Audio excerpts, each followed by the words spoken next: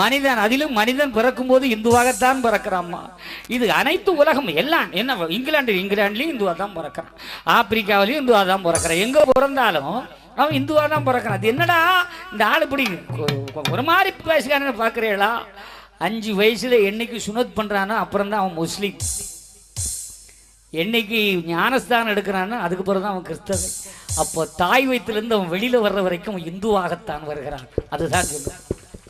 இந்த உலகத்துக்குள் பிறக்கிற அனைவரும் நாம் இந்துவாகத்தான் இருக்கிறோம். அப்ப இடையிலே மாற்றப்படுவதுதான் மத மாற்றம் இல்லையா? இந்த முறைகளுக்குள் தள்ளப்பட்ட பிறகுதான் மதங்கள். அப்ப பிறக்கிற ஆதி பரம்புள்ளார் கல் தோன்றி மண் தோன்றா காலத்தை முன்தோன்ற மூத்திய மதம் என்று சொல்லுவார்களே. ஆனா இன்னைக்கு அதுக்குள்ள இருக்கிற நாம எங்க இருக்கிறோம் பாத்தீங்களா? கலாச்சாரத்தை விட்டு விட்டோம், கயிறு மாட்டிக்கிட்டோம். நாம யாரை பார்த்தும் கும்பிடுறது நம்முடைய கலாச்சாரம். இப்ப கும்பிடுறது நடக்குதா? Hi, how are you? Fine. இவன் பொண்டாட்டி அவன் குலுக்குறான், அவன் பொண்டாட்டி இவன் குலுக்குறான், குலுக்குறவன் கடைசியில் கூட்டிக்கிட்டே போயிருக்கான். எங்க போகுதுன்னு